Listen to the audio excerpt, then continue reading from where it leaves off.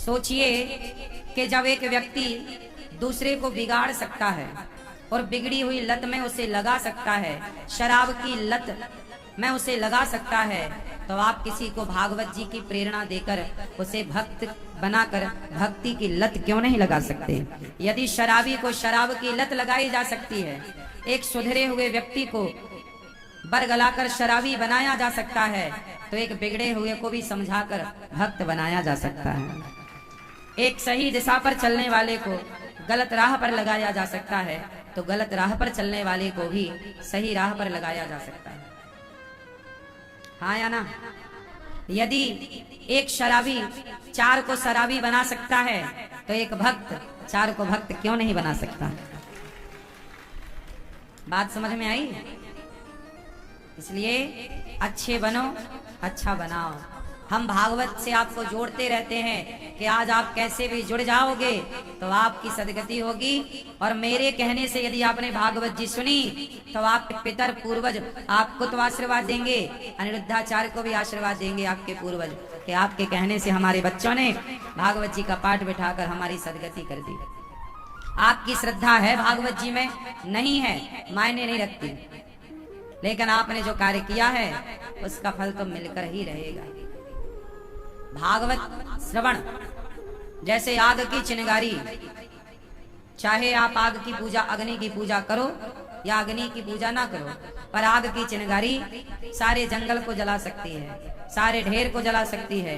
जैसे आग की एक चिंगारी बड़े से बड़े ढेर को जलाकर खाक कर सकती है, ऐसे भागवत जी आपके जन्म जन्म के पापों को जलाकर भस्म कर सकती हैं, पितरों का उद्धार कर सकती हैं। ये भागवत जी की ताकत है। इसलिए भागवत जी अभी 26 तारीख से फिर बैठेंगे श्राद्ध पक्ष में। आप भी अवसर ना गवाइए, बिना विचारे आप भागवत जी का पाठ अपने पितरों के लिए करा सकते हैं। जब बिना विचारे कोई शराब पी सकता है, शराब पीने वाला कहाँ विचार कर रहा है? जबकि शराब की बोतल में लिखा है कि शराब पीना स्वास्थ्य के लिए। हाँ, जब आप लोगों के कहने से शराब पी सकते हैं, तो हमारे कहने से, आप लोगों के कहने से, गलत व्यक्ति के कहने से गलत रास्ते पर चल सकते हैं, तो अनिरुद्धाचार्य के कहने से सही रास्ते पर भी तो चल सकते हैं ना। हम तो आपको सही मार्ग ही बताएंगे जो आपके लिए उत्तम होगा। कल आप लोगों ने सुना कि भगवान का जन्म हुआ, प्राकट्योत्सव कहाँ हुआ? मथुरा में। मथुरा में भगवान का प्राकट्य हुआ। देवकी वसुदेव बेड़ियों में बंधे थे। जब कंस ने देवकी वसुदेव को बांधा, अच्छा बताओ, भगवान श्री कृष्ण के माता पिता को कष्ट मिला कि नहीं मिला? बोलो हाँ कि ना? भाई ने बहुत सताया। क्यों? कंस ने जेल में बंद कर दिया बहना को, पांव में बेड़ियां, हाथ में हथकड़ियां। सही है। 6 बच्चे मार दिए कंस ने माता देवकी के। 7वें गर्भ में लक्ष्मण जी आए। कौन आए?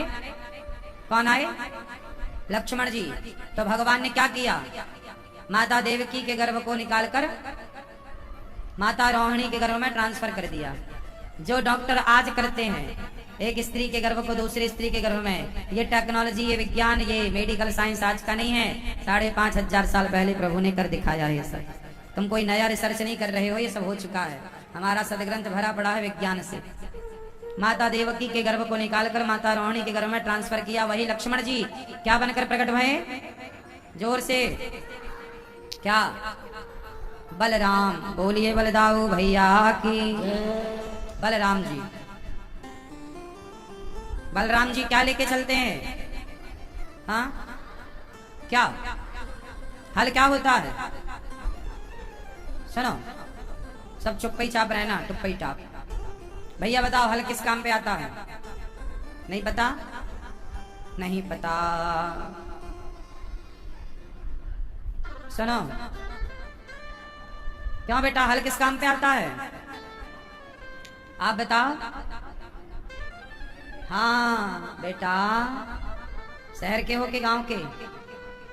गांव के हो? गांव के हो कि तुम्हें हल नहीं पता? हाँ? हाँ? खेती नहीं पता? गांव में खेती किसी की नहीं है? अरे तो देखते तो होगे। पहले ट्रैक्टर नहीं था तो घर घर हल होते थे, जिससे खेत की जुताई बुवाई सब बैल हल चलाते थे। बैल किसान पीछे हल के पकड़ के, उसका मुठिया होता था और वो चलता था और दाना डालता जाता था, बुवाई होती जाती थी। आज ट्रैक्टर आ गए। ट्रैक्टर में जो पीछे कल्टीवेटर होता है, देखा कल्टीवेटर को? जो कल्टीवेटर होता है, कल्टीवेटर का जो कुसिया होता है, पहले 3 कुसिया का हल होता था। पहले तो सिंगल एक कुसिया, कुसिया समझते हैं ना? उसके 12-12 कुसिया होते हैं जो मिट्टी पलटाता है, उसे कुसिया कहते हैं हमारे यहाँ की भाषा में। तो पहले हल में 1 कुसिया होता था, फिर 2 कुसिया का हल आया, फिर हल 3-3 कुसिया के आने लग गए थे, है ना? ऐसा था। तो मैं भी बचपन में जब हमारे गांव में जब जुताई होती थी ना, तो हम लोग उस हल पे पीछे खड़े हो जाते थे। खड़े हो, छोटे बच्चों को खड़े कर लेते थे तो वो और गहरे तक जाता था, नीचे तक चला जाता था।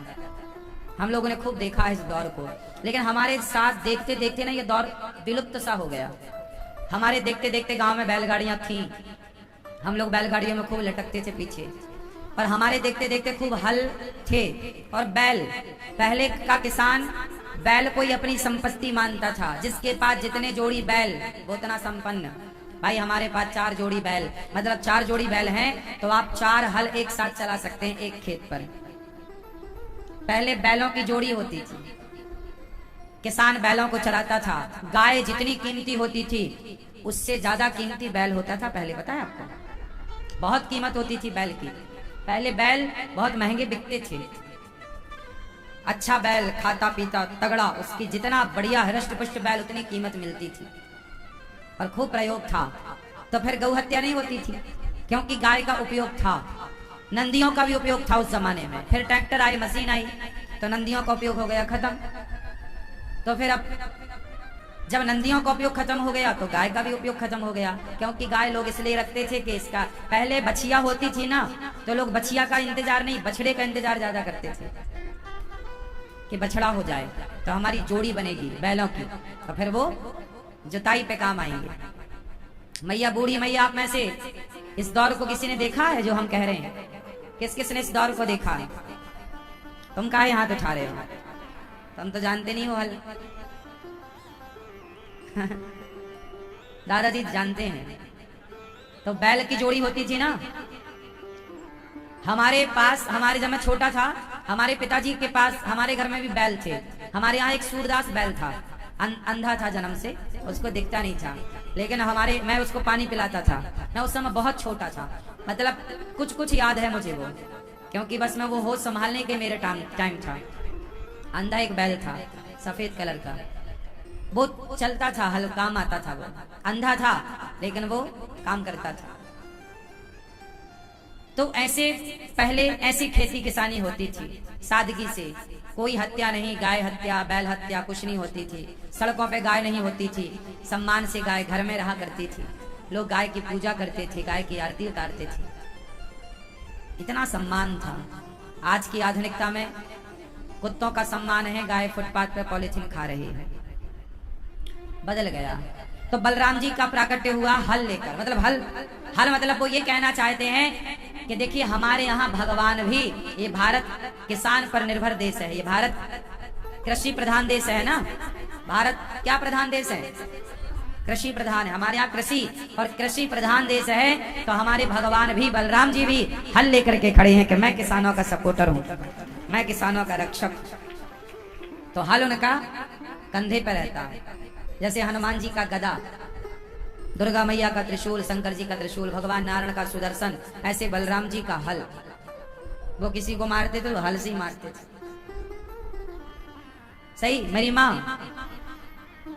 अब भगवान का प्राकट्य हुआ। अच्छा, वसुदेव जी के पांव में बेड़ियां और हाथ में हथकड़ियां और खूब बंधन, लेकिन जैसे ही भगवान प्रकट हुए, वसुदेव जी के पांव की बेड़ियां खुल गईं और हाथ की हथकड़ियां, बोलो, खुल गईं। बंधन में कब तक थे? जब तक भगवान नहीं आए। जैसे ही भगवान आए, वसुदेव जी मुक्त हो गए। भगवान को लेकर चले यशोदा की तरफ, तो मुक्त हो गए। काय से मुक्त हो गए? बंधन से। काय से मुक्त हो गए? बंधन से। आप में से कितने लोग मुक्त होना चाहते हैं? पीछे वाले मैया आवाज आ रही है कि नहीं? पीछे नहीं आ रही है? मैया सुन लो मेरी माँ। अच्छा ये बताओ, आप में से कितने लोग बंधे हुए हैं संसार की जिम्मेदारियों से, परिवार से, व्यापार से, फला फला फला? कितने बंधे हैं? जो बंधे हैं वो हाथ उठा के हमें बता दें, दर्शन दे दो। कितने बंधे हो? काय से बंधे हो? मैया आप काय से बंधी हो? हाँ? परिवार में आप काय से बंधी हो? भैया आप काय से बंधे हैं? हाँ? व्यापार से। आप काय से बंधे हैं? आप काय से बंधे हैं? व्यापार और परिवार सब बंधे हैं ना? अधिकाधिक यहाँ जितने हैं 90% लोगों ने। दादाजी आप बंधे हैं? परिवार से, व्यापार से आप बंधे हैं? काय से? परिवार से। हाँ? अभी भी इस उम्र में भी बंधे हो?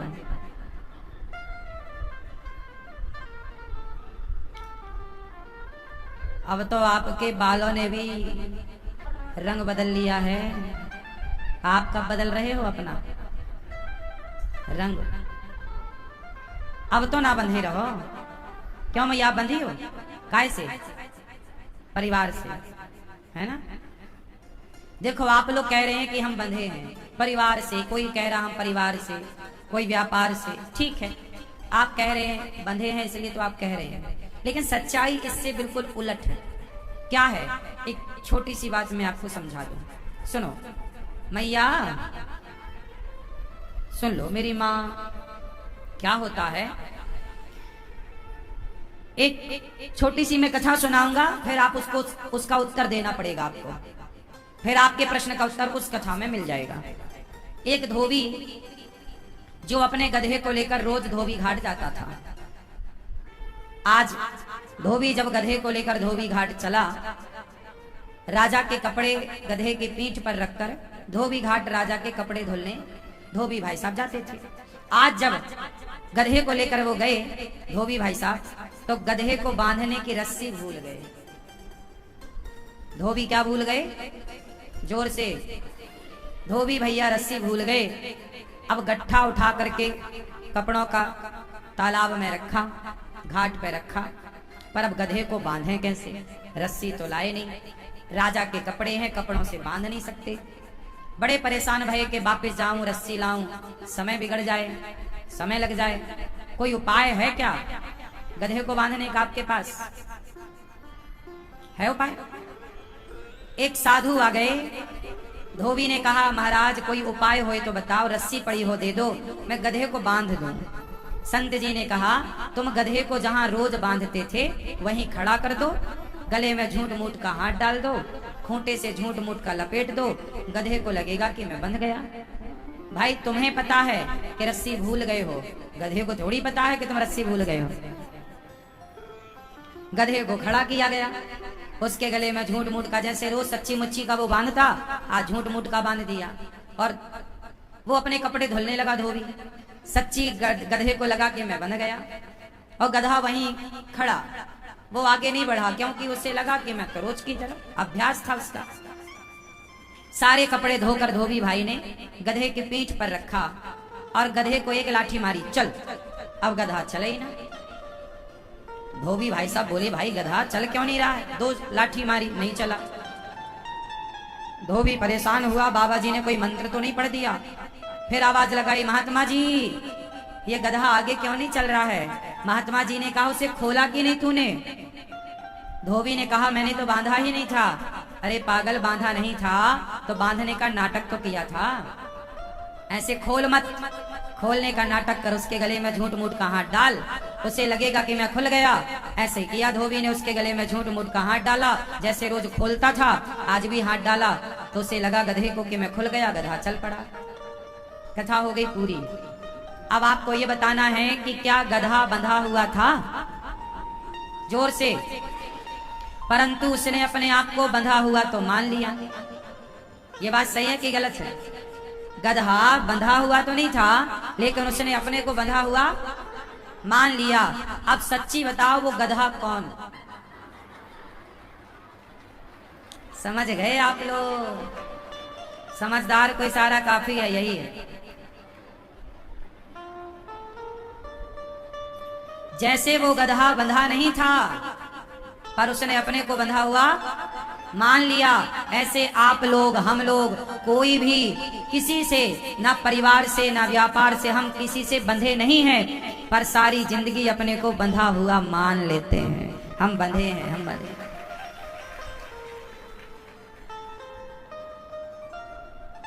कोई नहीं बंधा। किससे बंधे हो बताओ? आप कहते हो परिवार से बंधे हैं। अरे आज बुलावा आ जाए हमारा तो अभी के अभी जस के तस चलना पड़ेगा। 1 मिनट की फुर्सत ना मिलेगी।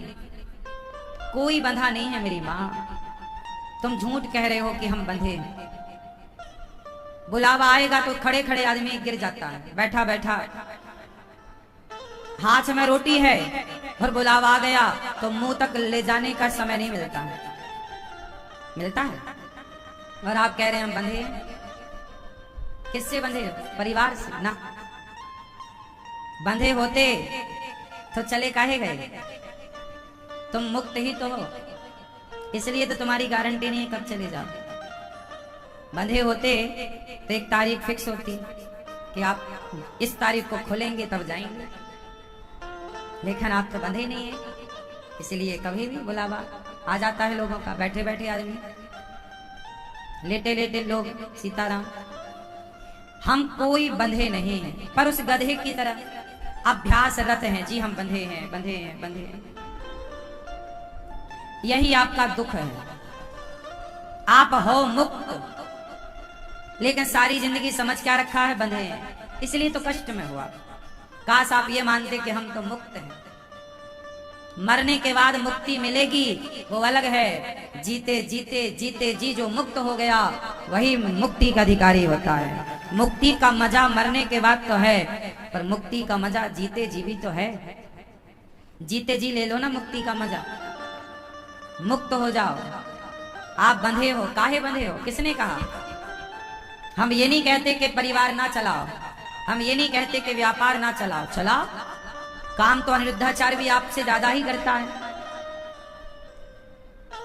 आप लोग जितना काम करते हैं लगभग आप में से कुछ लोग ऐसे होंगे जिनसे अधिक काम ये दास अनिरुद्ध करता है। हम दिन भर सवेरे 8 बजे से लेके रात्रि के 10 बजे 11 बजे तक काम करते हैं, रोज 12 महीने। हमारा तो कोई संडे भी नहीं होता। 12 महीने का हमारा काम है। सवेरे 8 बजे संत लोगों की मंडली आ जाती है, संतों को प्रसाद बांटने। हम 8 बजे तो हम आकर सेवा में खड़े होते हैं, और सवेरे जल्दी हम फिर योग भी करते हैं, पूजा भी करते हैं। वो समय तो हम आपको बता ही नहीं रहे। 8 बजे तो ऑन रिकॉर्ड जब हम आके खड़े हो जाते हैं नीचे, और कई बार तो 7 बजे ही आ जाते हैं। तो सुबह 7 बजे 8 बजे से जो हम काम पे लगते हैं, 10 बजे तक काम रहता है। आप सब देखते हैं, आप इतने दिन से हैं, देख ही रहे होंगे। अधिकाधिक हम आपके बीच में ही होते हैं। जब भी आप आते हैं लगभग हम आपको मिल ही जाते हैं कहीं ना कहीं, किसी ना किसी काम में। तो काम हम भी करते हैं, आप ही करते हो, ऐसा नहीं है। व्यापार आपका है, परिवार आपका है, तो परिवार तो ये दास का भी है। आप सब हमारे परिवारी हैं। वो काम सेवा का है। लेकिन ये सब कुछ मैं रहकर भी, मैं गृहस्थ में रहकर काम करता हुआ, आपके परिवार में 4 लोग हैं या 6 लोग हैं या 10 लोग हैं, उनके लिए आप सारी जिंदगी कमाते हो। हमारे परिवार में तो 285 वृद्ध माताएं हैं, 150 बच्चे पढ़ रहे। तुम्हारे कितने बच्चे पढ़ते हैं स्कूल में? बोलो। तुम्हारे 2 बच्चे पढ़ते होंगे, 4 बच्चे पढ़ते होंगे, 6 बच्चे पढ़ते होंगे स्कूल में, और क्या। 2-4 बच्चों का तुम फीस भरते होगे, 2-4 बच्चों की जिम्मेदारी तुम्हारे माथे होगी। लेकिन गौरी गोपाल गुरुकुल में 150 बच्चे पढ़ते हैं। उनका पढ़ना लिखना, कॉपी किताब, खाना पीना सब फ्री है ना। टीचर गुरुजन हैं जो पढ़ाते हैं बच्चों को। एक गुरुजनों की महीने की फीस 50-50 हजार रुपए हम देते हैं। जो गुरुजी पढ़ाते हैं बच्चों को, सबसे ऐसे नहीं, योग्य शिक्षक हमने रखे हैं। जब योग्य गुरुजन होंगे, पढ़ाने वाले योग्य होंगे, संस्कारी होंगे, तो बच्चे संस्कारी होंगे। 50-50 हजार रुपए महीना। इंग्लिश पढ़ाने वाले लोग सस्ते मिल जाते हैं, हिंदी पढ़ाने वाले लोग सस्ते मिल जाते हैं, संस्कृत पढ़ाने वाले लोग सस्ते नहीं होते। ये भाषा बड़ी कठिन है, इसलिए संस्कृत के गुरुजन ढूंढना, एक तो ढूंढना ही कठिन है, और मिल जाए तो 10-20 हजार में नहीं मिलता कोई। महीने के 50 हजार रुपए। तो ऐसी व्यवस्थाएं हैं। आपका तो एक बच्चा पढ़ रहा है, 4 बच्चे पढ़ रहे हैं, यहां तो 150 बच्चे पढ़ रहे हैं। हाँ या ना? ऐसे बहुत सारे गुरुजन हैं। बच्चों के विभाग बटे हैं, क्लासें बटी हैं, एक साथ 4-4 क्लासें चलती हैं, 5-5 क्लासें चलती हैं, 5 गुरुजन एक साथ पढ़ाते हैं, 5 टीचर एक साथ पढ़ाते हैं। तो ऐसे आपका देखो, आप भी परिवार वाले हैं, हम भी परिवार वाले हैं। आपका व्यापार है, हमारी बस सेवा है ना? पर आपके व्यापार में कितने लोग काम करते हैं? आपकी फैक्ट्री में कितने लोग काम करते हैं? बोलो। 10-20 लोग। गौरी गोपाल आश्रम में लगभग 300 लोग काम करते हैं, 300 से अधिक, और सैलरी सबकी है।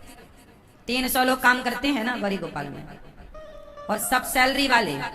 किसी का 10,000 रुपए महीना है, किसी का 20,000 रुपए महीना है, किसी का 50,000 रुपए महीना है। इस तरह से ऐसे 300 से अधिक कार्यकर्ता यहाँ काम करते हैं। वृद्ध माताएं हैं, तो माताओं की देखरेख के लिए तो कोई चाहिए ना। महिलाएं भी काम करती हैं। यहाँ पर 50 तो हलवाइयों की टीम है, और एक कारीगर को लगभग 21 से 25 हजार रुपए महीना देना होता है, भोजन बनाने वाले को।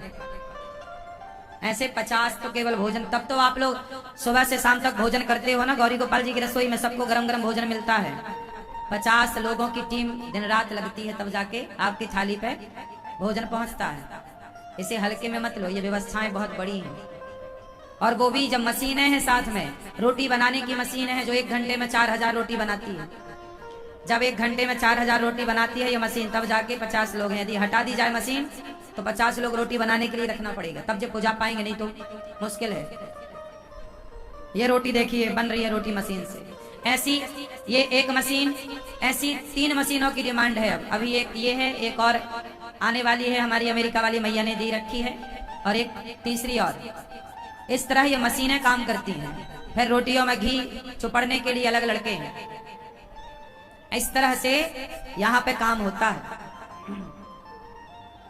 तो आप लोग भी परिवार से बंधे हैं, व्यापार से बंधे हैं, पर अनिरुद्धाचार्य सब कुछ करता हुआ, मैं बंधा किसी से नहीं, मैं केवल भगवान के चरणों से बंधा हूँ।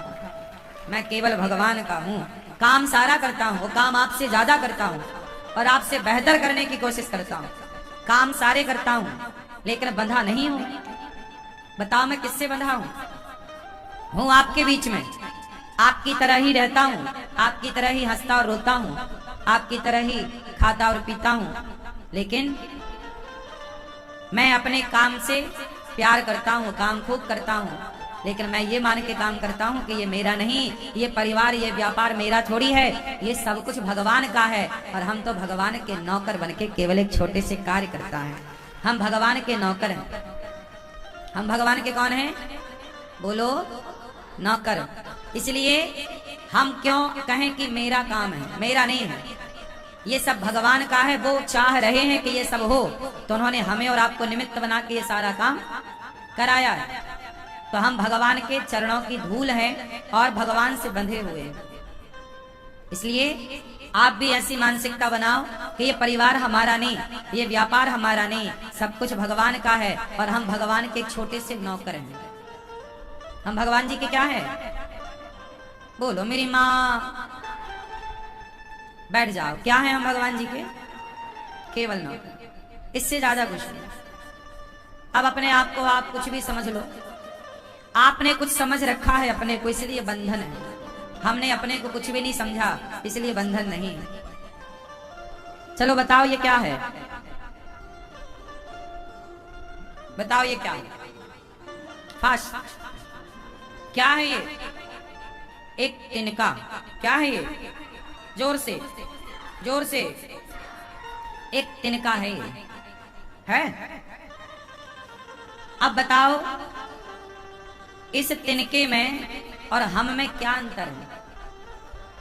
यदि बहुत गहराई की बात कहूं और करूं तो हमारी औकात इस तिनके से ज्यादा। चलो आप एक उंगली उठाओ सब लोग। मैया अपना उठाओगी मेरी माँ। मैया, पीछे वाली मैया, धूप पे बैठी हो मेरी माँ, उठाओ उंगली अपनी एक। सब लोग उठाओ, ऐसे उठाओ हाँ। ये उंगली को हिलाओ ऐसे ऐसे, एक बार दो बार बस हिलाया, हम नीचे करें।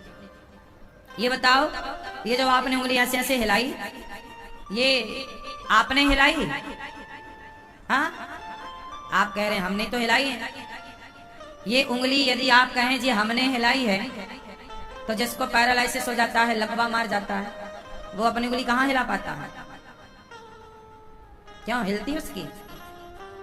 हिला पाता है वो?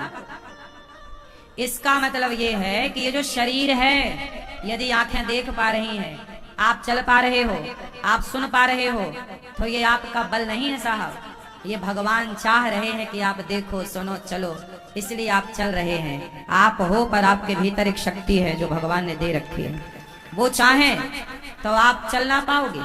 हाथ तो होगा पर काम नहीं करेगा, आंख तो होगी पर दिखेगा नहीं, कान तो होंगे पर सुनाई नहीं पड़ेगा। क्या ऐसा है कि नहीं समाज में? कुछ लोगों का हाथ काम नहीं कर रहा है, बोलो हाँ। कुछ लोगों का पाँव काम नहीं कर रहा है पाँव नहीं काम कर रहा। क्यों नहीं कर रहा भैया? जब है तो करे ना, है तो करे। सुनो, ये शरीर जो है ना, ये हमारे बाप की बफौती नहीं है। ये जो शरीर है ये हमारे बाप का नहीं है, ये भगवान का दिया है। इसलिए जब ये शरीर ही तुम्हारा नहीं है, तो व्यापार परिवार पे काहे दावा करते हो कि ये मेरा है? कुछ भी नहीं है आपका। आप झूठे ये कहते हैं कि ये मेरा है, ये मेरा है, ये मेरा है। आपका कुछ नहीं है तो ले जाओ ना कुछ बांध कर। कहाँ ले जाता है कोई? तुम्हारे बाप दादे मर गए, क्या लेके गए? ले जाते थोड़ा बहुत बांध कर, सब छोड़ गए। जिस माया के पीछे, जिस दौलत के पीछे लड़ते झगड़ते थे, वो सब छूट गई और हाथ पसारे चले गए। मुंह खुला रह गया, बंद करने की फुर्सत ना मिली। आंखें खुली रह गईं, पलकें झपकाने की फुर्सत ना मिली। हाँ, कुछ कहना चाहते थे, कह ना पाए। घमंड काय बात का है रे भैया? तुम्हें क्या लगता है ये व्यापार तुम चला रहे हो, ये परिवार तुम? नहीं, भगवान चाह रहे हैं, इसलिए भगवान हमसे ये काम करा रहे हैं। भगवान ने हमसे ये काम कराया, वृद्ध माँ की सेवा का, क्षेत्र की सेवा का। वरना हम में औकात क्या, हमारी हैसियत क्या है कि हम कुछ कर सकें? प्रभु ने हमें इस काम के लिए चुना है, वो कर रहे हैं, करा रहे हैं। हमारा तो केवल नाम है, निमित्त है। करते हो तुम कन्हैया, मेरा नाम हो रहा है, पर मेरा आपकी कृपा से यही सच्चाई है। कई बार हमें लगता है जी हम कर रहे हैं, हम कर रहे हैं। सुनो, हम तो पलके भी नहीं झपका रहे हैं। झपका रहे हो तो फिर जब आंखें खुली रह जाती हैं तब काहे नहीं झपकाते? हाँ या ना? ये शरीर तुम्हारा नहीं है भैया। अच्छा, मोबाइल निकालो जरा, एक जन कोई आप अपना निकालो, ऊपर करो। ये देखो, ये मोबाइल, सबके पास मोबाइल है। बताओ ये मोबाइल किसका है? तुम्हारा है? अभी तो कह रहे थे हमारी है। आप कहते हो ये मोबाइल मेरा है। जैसे आपका सैमसंग का मोबाइल है, आईफोन है, या ओप्पो का मोबाइल है, फला फला जो भी ब्रांड है, तो आप कहते हो ये मोबाइल मेरा है। माना कि ये मोबाइल मेरा है। उस मोबाइल में आपका क्या है? उसमें जो सिम पड़ी है वो तुमसे कनेक्ट नहीं है, वो वहां अलग नेटवर्क से कनेक्ट है। ये मोबाइल अपडेट मांगता है, तुम अपडेट की क्लिक करते हो, बाकी होता सर्वर वहां से है। ये मोबाइल है आपके पास पर आपका नहीं। ये बात सही है? कंपनी चाहे तो भी आपके मोबाइल को बैठे बैठे लॉक कर सकती है, आपकी सिम को चाहे तो लॉक कर सकती है। ये बात सही। आप कहते हो ये मेरा नंबर है, ये मेरा मोबाइल नंबर है, लेकिन कंपनी चाहे तो अभी उसको लॉक कर सकती है आपके मोबाइल नंबर को, हाँ या ना, जोर से। लेकिन सारी जिंदगी आप क्या कहते हो, ये मेरा मोबाइल है, ये मेरा मोबाइल नंबर है, कहते रहे ना मेरा है, पर वो तुम्हारा नहीं था।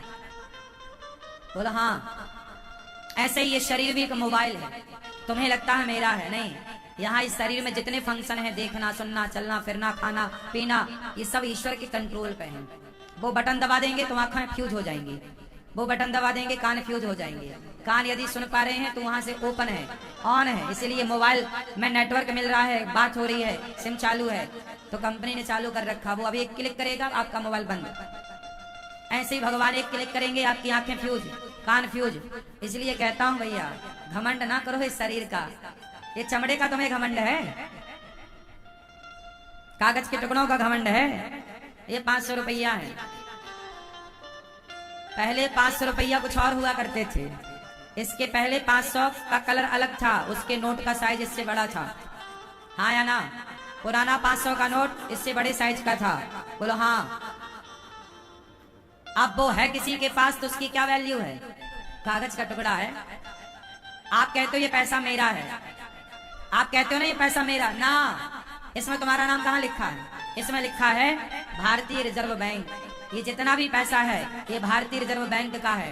बैंक जब चाहे, सरकार जब चाहे इसे चालू कर दे, जब चाहे बंद कर दे, तुम कुछ नहीं कर सकते। कहते हो ये मेरा है तो तुम चालू कर लो ना, फिर 500 के नोट पुराने वाले 2000 का नोट चालू कर लो। कहाँ तुमसे हो रहा है। कई बार हमारे हाथ में चीज है लेकिन वो हमारी नहीं है, बोलो हाँ। उसका कंट्रोल किसी और के हाथ में है। जैसे आईफोन, आपके हाथ में मोबाइल तो है साहब, लेकिन उसका पूरा कंट्रोल उस कंपनी के पास। सही है कि गलत कह रहे हैं हम। जब एक मोबाइल का कंट्रोल कंपनी के मालिक के हाथ में हो सकता है, तो जिस विधाता ने आपको बनाया है तो आपका कंट्रोल ईश्वर के हाथ में क्यों नहीं हो सकता। इसलिए अपनी प्रॉपर्टी मत मानो कि हम कुछ हैं, हम कुछ नहीं है। एक तिनका से भी बहुत अच्छी स्थिति नहीं है हमारी।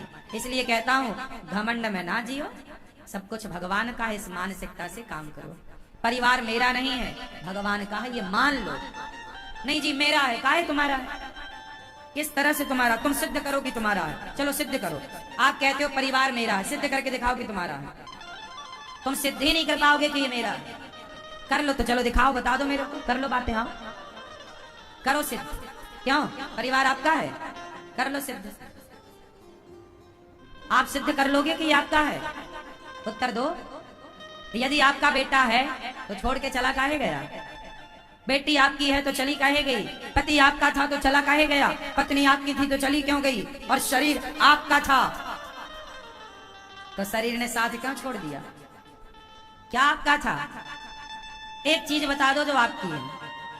ए मैया, चश्मा वाली मैया, एक चीज, एक नाम बताओ जो आपकी हो। एक चीज का नाम जो आपकी है बताओ। मेरी माँ, एक चीज बताओ जो आपकी है। चश्मा वाले भैया, एक चीज बताओ जो आपकी हो, सिर्फ आपकी। हाँ, एक चीज, सिर्फ एक। हाँ मैया बताएंगे आपके बगल में। हाँ बैठे मैया, बैठे। कुछ भी नहीं है। हाँ? मौत अपनी है और कुछ नहीं। पर आप तो कह रहे थे ये बेटा मेरा है, ये बेटी मेरी है, परिवार मेरा है। यहाँ कुछ और बयान है आपके, वहां बयान बदल जाते हैं। यहाँ कुछ और दलीलें हैं, वहां दलीलें चेंज। क्यों? आप बताओ, आपका एक चीज आपकी हो वो बता दो। ये हाँ आपसे पूछ रहे हैं। क्या? कुछ नहीं। और आप तो कहते हो मेरे सिर में दर्द है, मतलब सिर आपका है। मेरी कमर में दर्द है, मतलब कमर आपकी है। क्या आपका है? एक चीज देख लो। एक सवाल पूछा, बता नहीं पाए। पर अभी आप क्या कह रहे थे? महाराज जी हम बंधे हैं परिवार से, व्यापार से। अभी तो आप लोगों ने हाथ उठाया था, हम बंधे हैं। किससे बंधे हो? चलो अब बताओ, आप में से कितने लोग बंधे हैं परिवार से, व्यापार से? किससे, कितने लोग बंधे हैं? देखो अभी सबने हाथ उठाया था बंधे में, अब सब खुल गए। यही भागवत है, सबको देखो जीते जी मुक्ति मिल गई। अभी आप लोगों ने कहा बंधे थे, अब देखो सब मुक्त हो गए। सच्चाई यही है कि आप सब मुक्त हैं ऑलरेडी। इस संसार में देखो, हमें ट्रेन मिलती है तो ट्रेन में हम बैठकर अपने मंजिल में जाते हैं। हम ट्रेन में बैठते हैं लेकिन कभी ये नहीं कहते कि ये ट्रेन हमारी है। हम एरोप्लेन में बैठते हैं, हवाई जहाज में बैठते हैं, चील गाड़ी में बैठते हैं, पर कभी ये नहीं कहते कि ये हवाई जहाज हमारा है। हम हेलीकॉप्टर में बैठते हैं पर कभी ये नहीं कहते कि हेलीकॉप्टर हमारा है। चीजें हमें मिली हैं उपयोग के लिए। किसके लिए? ट्रेन हमें मिली काय के लिए? उपयोग करो, अपना मंजिल आए उतर जाओ। ऐसे ही पत्नी, बेटा, परिवार, ये उपयोग के लिए ईश्वर ने दे रखा। लेकिन आप क्या करते हैं? दावा ठोकने लग जाते हैं, मेरा। ट्रेन तुम्हारी नहीं हो सकती। ट्रेन से आप आ जा सकते हैं, यात्राएं करिए, उपयोग तो पूरा करिए, लेकिन ये मत कहिए कि मेरा है। उसी तरह बच्चा पालिए, संस्कार दीजिए, पर ये कभी मत कहिए कि ये बेटा मेरा है। सदा ये भाव रखिए कि प्रभु ये सारी संतान, ये बेटा बेटी सब आपके हैं, हम तो केवल आपके दास बनकर जो अपने बच्चों की जिम्मेदारी दी है पाल पोस के बड़ा कर रहे हैं, जिम्मेदारी पूरी कर रहे हैं। मैं कभी नहीं मानता कि मैं किसी का पिता हूँ कि बच्चे हैं। मैं ये मानता हूँ कि प्रभु के बच्चे हैं, प्रभु का परिवार है, पर हम तो एक सेवक हैं। हमें भगवान ने सेवा दे रखी है, 2 बच्चों की सेवा दे रखी है और साथ में 150 बच्चों की सेवा दे रखी है, 285 माओ की सेवा दे रखी है, एक माँ की और सेवा दे रखी है, पिता की सेवा है, परिवार की सेवा है। इस सारे कार्य की सेवा ये हमारे बाप का नहीं है, कुछ भी सब ईश्वर का दिया है। तो हम तो इसी भाव से निभाते हैं कि प्रभु सब आपका है। हम तो जितना अच्छा हो सकता है बच्चों को संस्कार दे सकते हैं, पढ़ा लिखा के काबिल बना सकते हैं। हम कभी ये दावा नहीं ठोकते कि मैं इस बच्चे का पिता हूं। मैं कभी सपने में नहीं सोचता कि मैं इसका पिता हूं। मैं नहीं मानता कि मैं पिता, मैं ये मानता हूं प्रभु आप ही सबके पिता हैं। त्वमेव माता च पिता। जब ईश्वर माँ बाप हैं तो ईश्वर से अच्छा माँ बाप कोई हो नहीं सकता। तो मैं काहे माँ बाप बन के बैठ जाऊं किसी का? क्यों?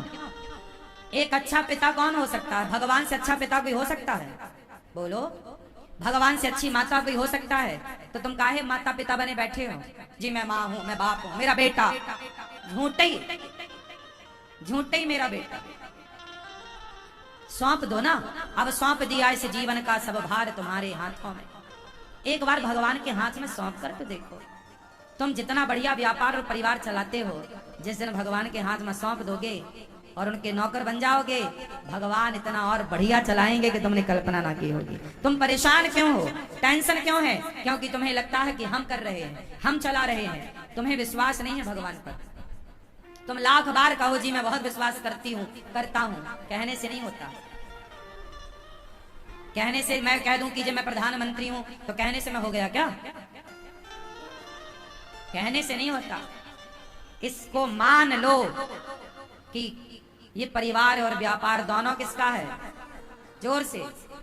आज से कभी अपने को पिता मत समझिएगा, आज से कभी अपने को माता मत समझिएगा। भगवान से हाथ जोड़ के कह दीजिएगा, हे प्रभु, हे श्याम सुंदर, हे लक्ष्मी नारायण भगवान, इन बच्चों के आप ही माता पिता हैं।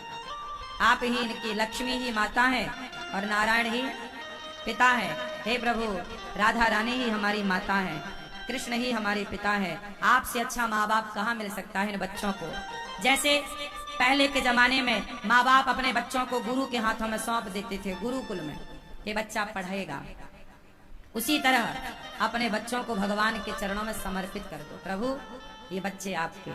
हे प्रभु ये फैक्ट्री है, 10, 20, 25, 50, 100 लोग काम करते हैं, ये आप जानो और आपका काम जाने। एक रोज का हिसाब किताब ना रजिस्टर भगवान के आगे रखा करो। हे प्रभु आज ये आया और ये गया, इतना पैसा आया, इतना गया, पूरा हिसाब भगवान को देना सीखो। और बिल्कुल फीलिंग ले आओ नौकर वाली कि मैं कृष्ण का, मैं कृष्ण का, मैं कृष्ण का, मैं कृष्ण का। जोर से। क्या हो आप? मालिक के नौकर। पीछे वाले भैया गुलाबी, कृष्ण के क्या हो? जोर से। हाँ, दास हूँ, नौकर हूँ, चाकर हूँ। घर का मालिक कौन? भगवान श्रीमन नारायण को ही घर का मुखिया बनाओ और तुम मुखिया ना बनो। सब कुछ सौंप दो, सब फिर आप क्या होंगे? फ्री। ये दास अनिरुद्ध इतना फ्री क्यों रहता है? मैं हमेशा हंसता मुस्कुराता ही आपको मिलता हूँ, हमेशा खुश क्यों रह लेता हूँ? क्योंकि मुझे पता है कि जब मेरा कुछ है ही नहीं तो मैं टेंशन पालता नहीं। इतना बड़ा कार्य होने पर भी मैं रत्ती भर टेंशन नहीं पालता, क्योंकि मैं कभी मानता ही नहीं कि मेरा है। मैं जानता हूँ कि गौरी गोपाल भगवान की संपत्ति है, ये गौरी गोपाल भगवान कर रहे हैं, वो जाने और उनका काम जाने। हम तो हिसाब उनको ही देते हैं, आप मानो ना मानो, पर गौरी गोपाल में कितना रोज आया कितना गया, मैं रोज हिसाब गौरी गोपाल भगवान को ही देता हूँ। कह रखा है प्रभु ये आया आज और ये खर्चा हुआ, आप जानो। कमी है तो आप पूरी करो, हमें नहीं टेंशन है। कल भोजन बनेगा कि नहीं बनेगा वो आपकी टेंशन है। हम तो मस्त अपना काम, हम कर्म करते हैं। भगवान कहते हैं तू कर्म कर। मैं कथा सुना रहा हूँ आपको, समझा रहा हूँ आपको, 3 घंटे काम करता हूँ आपके बीच में, बाकी समय और जो काम है वो करता हूँ, बाकी फल ईश्वर देंगे। राम झरोखा बैठ के सबका मुजरा लें और जाकी जैसी चाकरी ताको तैसो दें। राम झरोखा, झरोखा समझते हैं? हाँ, झरोखा किसको कहते चलो बताओ। हाँ हाँ, अखियों के झरोखों से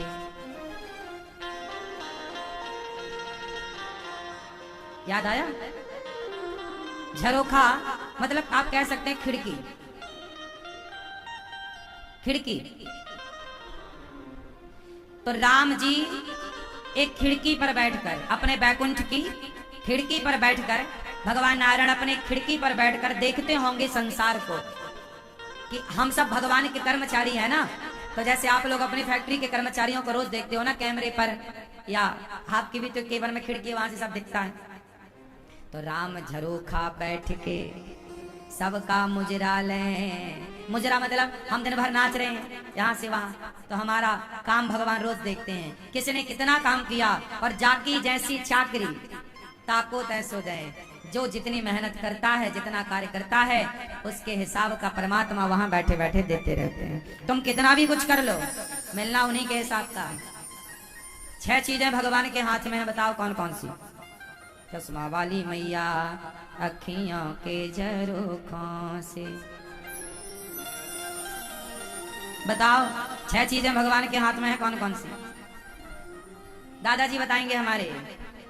भगवान के हाथ में कितनी चीजें हैं? जोर से, कितनी? 6 के बाद जो बचेगा सब आपके हाथ में है। भगवान के हाथ में क्या क्या है सुनो। हानि, बोलो हानि। हानि, हानि मतलब नुकसान। हानि बोलो मेरी माँ। हानि, आनी नहीं, हानि। हानि लाभ, जीवन, मरण, यश, अपयश। कितना हुआ? ये 6 चीजें ईश्वर के हाथ में। हानि कितनी होगी ये आप तय नहीं करेंगे ईश्वर। लाभ कितना होगा ईश्वर तय करें। हानि लाभ, जीवन कितने साल का जीवन है, मरण कब मरोगे ईश्वर तय करेंगे। और हानि लाभ जीवन मरण, यश आपका कितना नाम होगा, और अपयश कितने बदनाम होंगे। विधि हाथ। 6 चीजें भगवान के हाथ में है, ये आपके हाथ में नहीं। और जब ये चीजें हमारे हाथ में है ही नहीं तो हम टेंशन लें किस बात की? मस्त भगवान का चिंतन करें जो होगा। कर्म कर तू, गीता कह रही है तू कर्म कर भैया। मेहनत तेरे हाथ की है, प्रयास तू कर, कर्म तू कर, फल भगवान। तुम्हारे हाथ में फल नहीं है। बच्चा एग्जाम दे सकता है, रिजल्ट कितना आएगा, क्या परसेंट बनेगा, बच्चे के हाथ में नहीं है। किसान खोद सकता है, पानी निकलेगा कि नहीं खेत में, ये किसान के हाथ में नहीं है। किसान बीज बो सकता है खेत में, फसल कितनी होगी ये किसान के हाथ में नहीं है। 4 कुंटल होगा कि 50 कुंटल होगा, किसके हाथ में है? बोलो। तो कितनी चीजें ईश्वर के हाथ, कौन कौन सी? अब इसके बाद जो बचा है वो सब आपके हाथ में। बताओ क्या बचा? जोर से, क्या बचा? एक चीज बची है, क्या? धर्म के अकॉर्डिंग कर्म करना। कर्म आपके हाथ में, करो ना, कर्म करते रहना धर्म के अनुसार। भगवान का तो आज से आप कभी ये नहीं कहेंगे कि हम बंधे हैं। आप कैसे हैं? वसुदेव जी मुक्त हो गए, कृष्ण को लेकर गए सारे ब्रजवासी। अब यशोदा माँ के एक बेटी का जन्म हुआ, कृष्ण को रखकर वसुदेव जी ने उस कन्या को लिया और आए तो पुनः बंधन में बंध गए।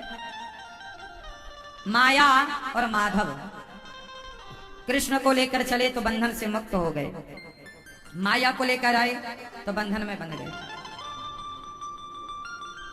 वसुदेव देवकी को जेल से कंस ने मुक्त किया और सारे ब्रजमंडल में उत्सव चालू हो गया। अरे मैया बधाई हो, तने रबड़ी से रात में लड़ुआ सुलाला जायो है। अब तो सारे भगवान को देख रहे हैं, कितने सुंदर भगवान।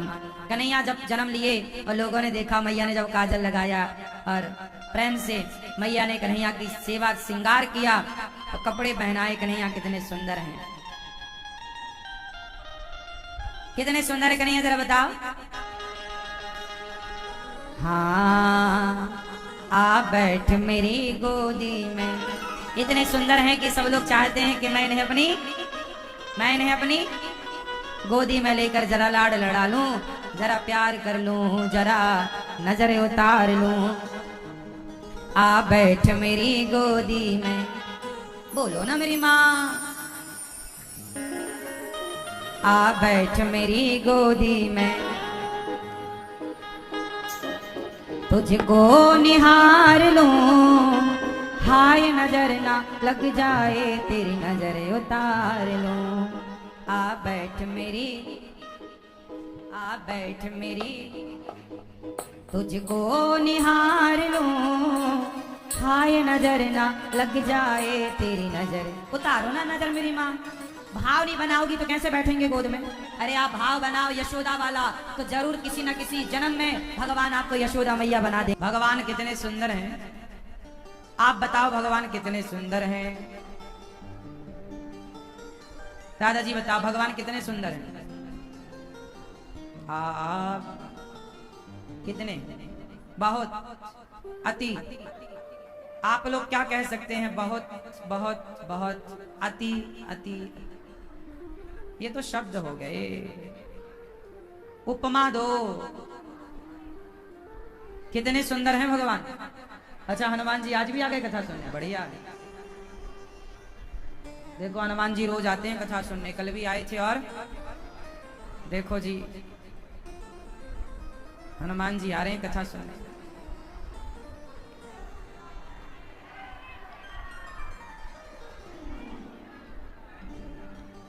भगवान बड़े सुंदर हैं, इतने सुंदर हैं भगवान कि बंदर भालू भी भगवान को पाना चाहते हैं। देखो भगवान केवल आपके ही मन को नहीं मोहते, भगवान बंदर भालुओं के मन को भी मोह लेते हैं। बड़े सुंदर हैं भगवान, बड़े प्यारे हैं। हाँ माता यशोदा लाला की सेवा में लग गई, पूतना मौसी आ गई, पूतना लोक बालघनी, राक्षसी रुधिरासना, जिघांसयापहरये स्तनम दत्वापसद गतिम। पूतना आई भगवान को मारने, भगवान ने पूतना का उद्धार किया। इसके बाद शकटासुराया, तृणावर्ताया, मार गिराया, नामकरण संस्कार हुआ गर्गाचार्य जी ने किया। भगवान की बाल लीलाएं, भगवान यशोदा मैया के गोद में कन्हैया खेल रहे हैं, बड़ा प्यार कर रहे हैं, मैया का दूध पी रहे हैं, मैया श्रृंगार कर रही है। अब कन्हैया थोड़े बड़े भये तो बलराम जी और कन्हैया दोनों गांव के बच्चों के संग मिलजुल कर खेलने जाते हैं, और खेलने जाते हैं और किसी के घर में घुस जाते हैं और प्रेम से भगवान माखन चुरा लेते हैं। माखन चुरा चुरा के भगवान ने खाए, सबके घर में जाए के माखन चुराए, और जब माखन जा रहा ऊपर छींके पे दिखाई पड़े तो मटकी फोड़ देते हैं, और जब मटकी फोड़ते हैं तो माखन निकलता है, नीचे गिरता है, तो हाथ से लेकर के गिरने से पहले अंजलि में थाम लिया और माखन निकाल करके खाया। भगवान माखन चुराते हैं। क्या चुराते हैं? माखन। माखन चोरी करते हैं कन्हैया। अच्छा ये बताओ भगवान माखन क्यों चुराते हैं? मैया, पीली मैया, बताओ भगवान माखन क्यों चुराते हैं? हाँ? अच्छा लगता है। तो घर में भी तो माखन की कमी नहीं है ना, 9 लाख गैया है। यशोदा मैया के घर में कौन सी कमी थी? इतना माखन तो घर पे ही था, तो चुराने की क्या जरूरत थी? क्यों भगवान कृष्ण के यहाँ माखन की कमी थी क्या? इतनी सारी नंद बाबा की गैया थी, सब घर में था। तो जब घर में माखन था तो फिर भगवान ने चुराया क्यों? ये चश्मा वाले हमारे भैया बताएंगे। कन्हैया ने माखन काहे चोरी की जब घर में था? तो हैं? हैं? हैं? क्यों मैया भगवान माखन चोरी करके काहे खा? और सुनो, दूसरों के घर में नहीं, कन्हैया अपने घर में भी चोरी करते थे। अपने घर में ही माखन चोरी करके खा जाए। मैया बोले चौरे लाला तेने माखन खाए हो है ना मैया? तो तेरे मुंह में तो लगे हो। अरे मैया तेरे हाथ में भी लगा माखन। अरे मैया तेने ये बड़ी बड़ी अंगूठी मोको पहना रखी है, बड़े बड़े रतन पहना रखे हैं, गर्मी इतनी है जाए कि उंगली तप जाए, तो मैंने एक ठंडे मटके में हाथ डाल दूं तो ने कि ये रतन ठंडे है जाए, यही काजे मेरे हाथ में माखन लग गए हो, और मक्खी वक्खी बैठी होगी तो मुखड़े में लग गए हो, मैंने मुंह साफ किए होंगे। मैया बोली लाला चोरी करनी अच्छी बात ना है लाला। मैया समझाए कि चोरी नहीं करनी, चोरी नहीं करनी, फिर भी भगवान चोरी करें। सवाल खड़ा है कि भगवान की मैया समझा रही हैं, सब कह रहे हैं फिर चोरी काहे कर रहे हैं कि नहीं? जब घर में इतना माखन है तो मांग लें, दे देंगी मैया। क्यों ये मैया भगवान ने चोरी काहे करी माखन की? बोलो है?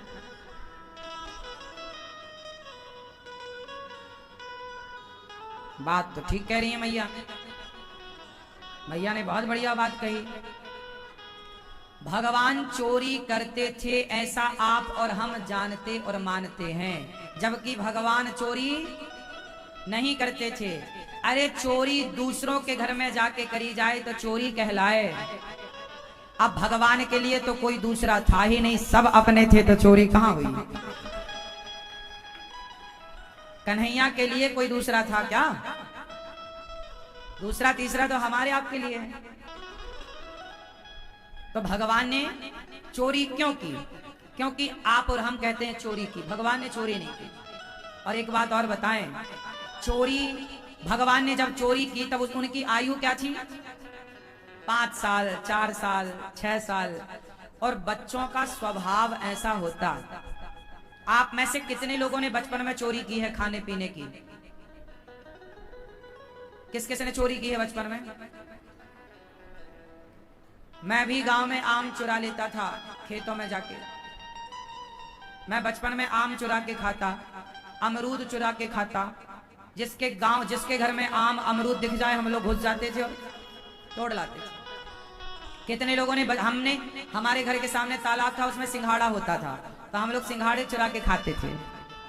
सिंघाड़ा बच्चे थे ना, सिंघाड़ा, आम, अमरूद। चने का सीजन आया तो चने उखाड़ के ले आया 4-6 पेड़ चने, कच्चे वो हरे चने खाए, मटर खाए, मटर खेतों में होता था, चोरी करके खाते थे। आप में से कितने लोगों ने बचपन में चोरी करी है? आपने भी की है? हाँ? क्या चुराया आपने? आपने चोरी नहीं की बचपन में? हमने लड्डू भी चुरा के खाए हैं घर में, और गुझिया भी चुरा लेते थे। हमारी मैया गुझिया 2-2 देती थी, 2 ईमानदारी की। हाँ, और जरा नजर हटी कि गुझिया जेब के अंदर।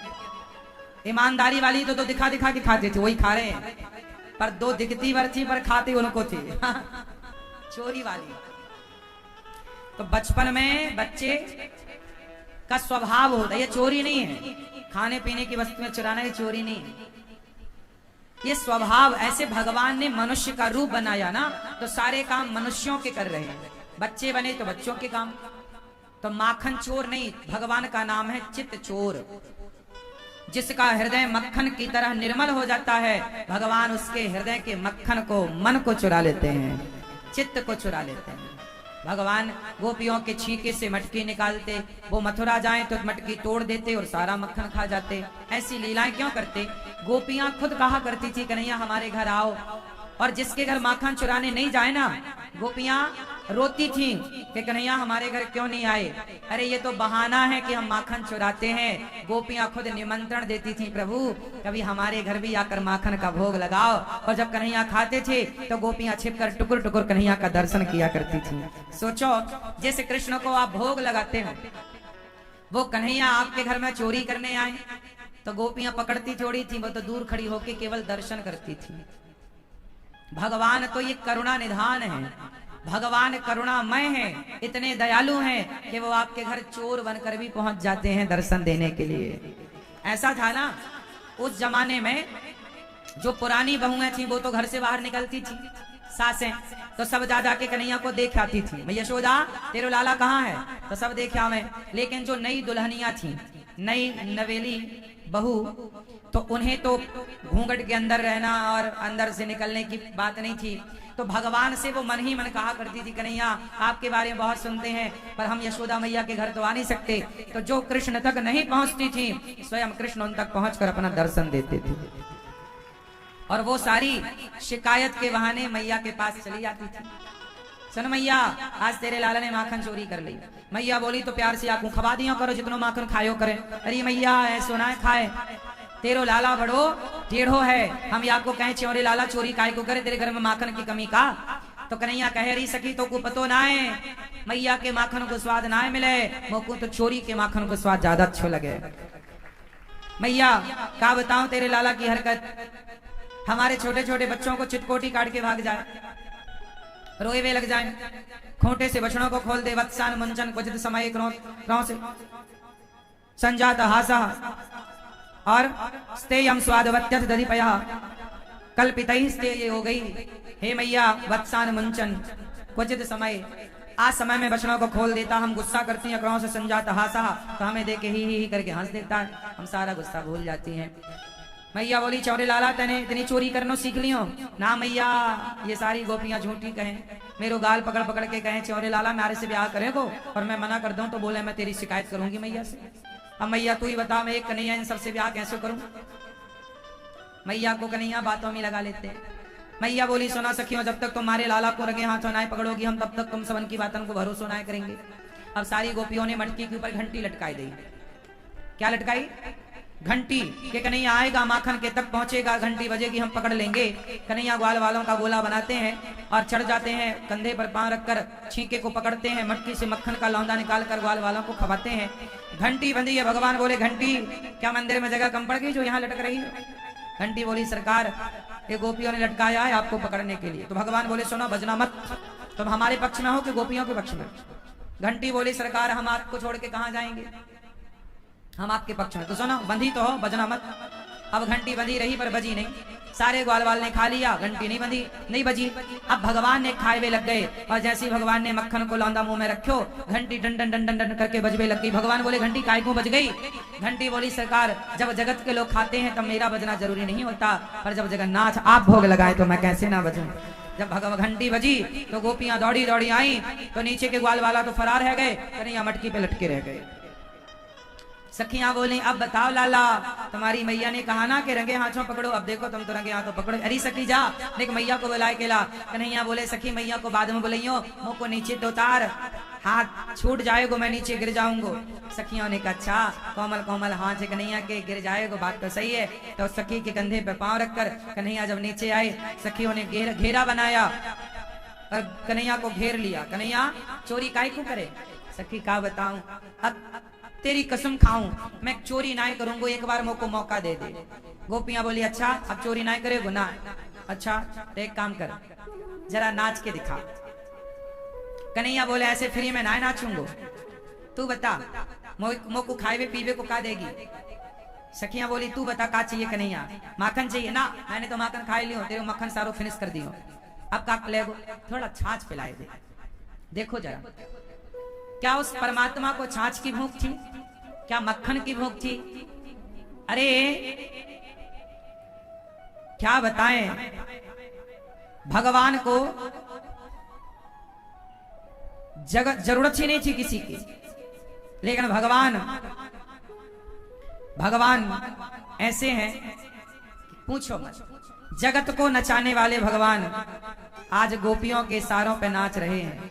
जानते हो क्यों? क्योंकि भगवान बहुत प्रेम करते हैं अपने भक्त से।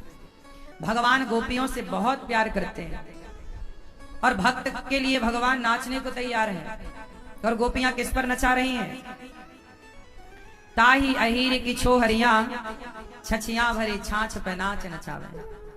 जगत को नचाने वाला परमात्मा, जगत को नचाने वाला परमात्मा आज गोपियों के सारों पर नाच रहा है। क्यों? क्योंकि भगवान शेष गणेश महेश दिनेश सुरेश जाहि निरंतर ध्यावे, जाहि अनादि अनंत अखंड अछेद अभेद सुवेद बतावे। नारद से सुख व्यास रटे पचिहारे तऊ पुनि पार न पावे। ताही अहीर की छोहरियां छछियां भरी छाछ पे नाच नचावे। वाह क्या बात है! भगवान इतने करुणा से भरे हैं कि मानस हो तो वही रस खान बसो मिली गोकुल गांव के ग्वारन। जो पशु हो तो कहां बस मेरो चरो नित्यानंद की धैनो मझारन। पाहन हो तो वही गिरी को जो धरियो कर छत्र पुरंदर कारण। और जो खग हो तो बस्यो बसेरो करो मिली कालिंदी कूल कदम्ब की डारन। अब देखो, शंकर से सुर जाहि भजे चतुरानन ध्यान। धर्म बढ़ावे नेक हिये जी आनत ही जड़ मूढ़ महारस खान कहावे। जा पर देव अदेव भुआंगन भारत प्राणन प्राणन पावे। ताही अहीर की छोहरियां छछियां भरी छाछ पे नाच नचावे। ये रस खान की कविता आपको हम सुना रहे हैं। रस खान कह रहे हैं कि शेष गणेश महेश दिनेश सुरेश हूँ जाहि निरंतर ध्यावे। जाहि अनादि अनंत अखंड अछेद अभेद सुवेद बतावे। नारद से सुख व्यास रचे पची हार तऊ पुनि पार न पावे। ताहि अहीर की छोहरियां छछियां भरी छाछ पे नाच नचावे। ताही अहीर की छोहरियां छछियां भरी छाछ पे नाच नचावे। छछियां भरी छाछ, छाछ जानते हो? छछियां भरी मतलब जरा सी छाछ। छाछ मतलब मट्ठा मही, जो जिनसे ब्रह्मा थर थर कांपते हो। जो पलकें झपकाएं तो प्रलय हो जाए और पलकें खोलें तो सृष्टि हो जाए। ऐसे सामर्थ्यवान भगवान, जैसे इंद्र जिनके आगे थर थर कांपे, यमराज मृत्यु जिनके आगे मस्तक झुकाए खड़ी हो, वो परमात्मा गोपियों के आगे छाछ के लिए नाच रहे हैं। यही तो भगवान की उदारता है, करुणा है, यही तो भक्त वत्सलता है ना? लाय समाधि रहे ब्रह्मादिक योगी भये पर अनंत न पावे। बड़े बड़े योगी जिनका अंत नहीं पाते। सांझते भोरहि भोरते सांझती शेष सदा नित्य नाम जपावे। शेष मतलब शेषनाग जी सदा जिनका नाम जपते हैं। ढूंढ फिरे तेरे लोक में खास सुनारद लेकर बीन बजावे। नारद जी बीना बजा के नारायण नारायण जपते हैं, जिनका नाम उच्चारते हैं उन भगवान को। ताही अहीर की छोहरियां छछियां भरी छाछ पे नाच नचावे। गूंज करे सिर मोर पखा अरु चाल गयंद की मोना ही भावे। सांवरो नंद कुमार सब ब्रज मंडली में ब्रज राज कहावे। साज समान सब सिर ताज ओ लाज की बात नहीं कहीं आवे। ताही अहीर की छोहरियां छछियां भरी छाछ पे नाच नचावे। ऐसे भगवान गोपियों के प्रेम में नाच रहे हैं। वाह! आप लोगों को लगता होगा ये कृष्ण है कि मनुष्य है। ये तो मनुष्यों की तरह काम कर रहे हैं। कृष्ण को मनुष्य समझने की गलती ना करना। वो मनुष्य के रूप में है, वो मनुष्य नहीं।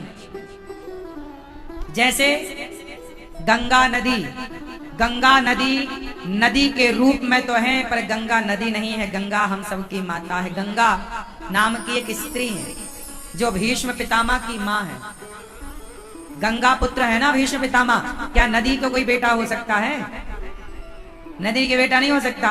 तो नदी के रूप में है, वो है एक माता, है मनुष्य, देव तुल्य, देव देवताओं के तुल्य है, देव है। देव कन्या है, पर है नदी के रूप में। जैसे हनुमान जी बंदर नहीं है, पर है बंदर के रूप में। बोलो हाँ, हनुमान जी बंदर है क्या? पर रूप किसका है? बंदर का। जैसे हनुमान जी बंदर के रूप में है, पर बंदर नहीं है। जैसे गंगा नदी के रूप में है, पर नदी नहीं है, उसी तरह भगवान मनुष्य के रूप में है, पर मनुष्य नहीं है। उन्हें मनुष्य समझने की गलती ना करना।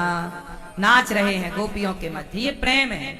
नचाओ भक्तों को, नचाओ भगवान को। तो भक्त ये कहना चाहते हैं भगवान कि मैं इतना सरल हूं कि आप मुझे प्रेम से पुकारो तो मैं आपके आगे नाचने को तैयार हूं। तुम गोपियां बनके नचाओ, वो तुम्हारे आगे नाचने को तैयार हैं। तुम अर्जुन बनकर सारथी बनाओ, वो सारथी बनने को तैयार है। तुम खंबे की तरफ इशारा करो, तुम्हारे लिए खंबे से आने को तैयार है।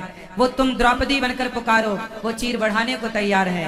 एक बार तुम पुकारो तो सही उन्हें। आप उस भाव उस श्रद्धा से पुकारते नहीं, आप उस संदेह के सागर में डूबे पड़े हैं। भगवान की ऐसी बाल लीलाओं को बार बार सुनने सुनाने पर भी मन मोहित हो जाता है। ऐसी मधुर लीलाएं हैं भगवान की, यही है बाल लीलाएं। मिट्टी खा रहे हैं भगवान। देखो मैया बोली चौरे लाला माटी मुंह खाए खोल आ, तो कन्हैया कह रहे ना हम भक्षितवानम, मैया मैंने माटी नहीं खाई, सर्वे मिथ्या विशंसिना। सारे बच्चे गलत कह रहे हैं मैया मैंने माटी नहीं खाई, जबकि खाए। कन्हैया माटी खाए कि नहीं? तो काहे कह रहे हैं कि मैंने नहीं खाई? झूठ कह रहे हैं? नहीं, भगवान झूठ बोलेंगे तो सच कौन बोलेगा? तो भगवान झूठ भी नहीं कह रहे हैं। तो आप कहोगे जी खाए हैं, और कह रहे नहीं खाए तो झूठ हुआ। नहीं खाए, सुनो मैं समझाऊं आपको। कन्हैया ने माटी नहीं खाई, मैया यशोदा ने मुंह खोला तो क्या दिखाई पड़ा? बोलो। तो जो भगवान के भीतर अनेक देवता, अनेक ब्रह्मांड के अनेक अनेक ऋषि मुनि थे, उन्होंने कहा कि प्रभु अपने चरणों का जरा प्रसाद हमें दे दो। तो भगवान अपने चरणों की रज उन्हें प्रसाद में दी है, खुद थोड़ी खाई है। उनके भीतर जो थे उनको तृप्त किया। भाई भगवान का मुंह खुला, इतना सा क्या नजर आया? पूरा ब्रह्मांड, अतल सुतल वितल तलातल रसातल महातल, भूर भुवा स्वा महरलोक जनलोक सत्यलोक तपलोक, नीचे के 7 लोग, ऊपर के 7 लोग, 14 भुवन नजर आए सारे मुंह के अंदर। उनके भीतर रहने वाले भक्तों को भगवान ने अपने चरणों की प्रसादी दी है। कोई अपने लिए तो नहीं खाए, उन भक्तों के मांगने पर उन्हें प्रसादी दे दी। तो भगवान ठीक कह रहे कि मैया मैंने थोड़ी खाई, मैंने तो खवाई है। मैया को क्या लगा कि खाई है? वो ये नहीं जान पाई ना कि मेरो कन्हैया सामान्य बालक ना, ये तो भगवान है। बात तो यही समझने की है। अच्छा, भगवान को लेकर मैया आई। राजा परीक्षित जी ने कहा प्रभु ये बताओ आखिर माँ यशोदा ने कौन सा पुण्य किया कि कृष्ण उनके पुत्र बन गए? भाई कृष्ण जैसा बेटा पाने को यशोदा माँ ने कोई तो पुण्य किया होगा। क्यों मैया, क्या बोलती तू? किया है कि नहीं? चलो बताओ मैया यशोदा ने कौन सा पुण्य किया? हाँ, मैया कौन सुपुण्य कियो तैने, जो लाल कन्हैया सा पाया है। मैया कौन सुपुण्य कियो तैने, जो लाल कन्हैया सा पाया है। मैया कौन सो पुण्य कियो तैने, जो लाल कन्हैया सा पाया है।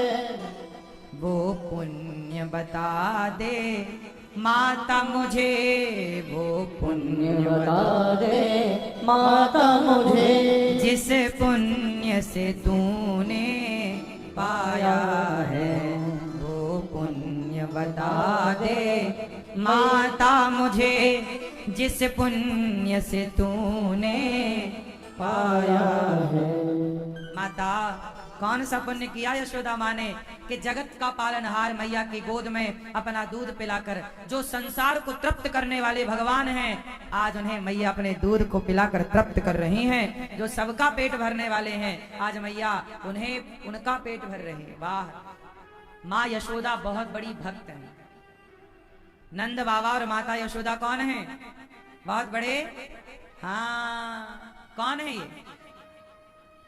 देखो कृष्ण के माता पिता कौन है? देवकी और, अच्छा जब देवकी माता है तो फिर देवकी को ये सौभाग्य मिलना था ना कि वो दूध पिलाएं, वो लाड़ लड़ाएं, वो प्यार करें, पर ये सौभाग्य देवकी को नहीं मिला।